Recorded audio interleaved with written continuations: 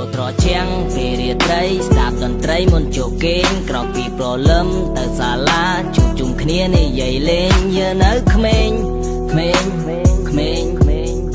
ឲ្យតែជុំគ្នាគឺយើងសប្បាយទោះបីពេលខ្លះអត់លុយចាយម៉ោង4ល្ងាចរៀនអង់គ្លេសវិជ្ជាកសន្តានាខ្ញុំប្រមូលលុយឲ្យលោកគ្រូពេលចុងម៉ោងគ្រប់វេលានៅចាំទេ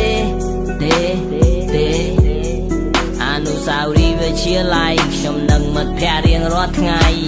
ពេលព្រឹកខ្ញុំមិនដែលទាន់ទេពេលគោរពទង់ជាតិខ្ញុំយឺតជាងគេរវល់តែរៀនភាសាអង់គ្លេសគ្រូភាគច្រើនមិនចូលចិត្តខ្ញុំទេ But most of my friend they know about me ធ្លាក់រកខែកណិតរូបគីមីខ្ជិលជាងគេមានតែមួយគ្មានពីររៀនគ្រប់គ្នាខ្ញុំនៅផ្ទះដេកស៊ី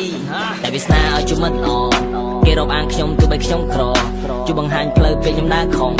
រាប់អានគ្នាដោយចិត្តស្មោះអរគុណដល់លោកគ្រូប្រជំរឹកឲ្យខ្ញុំនៅ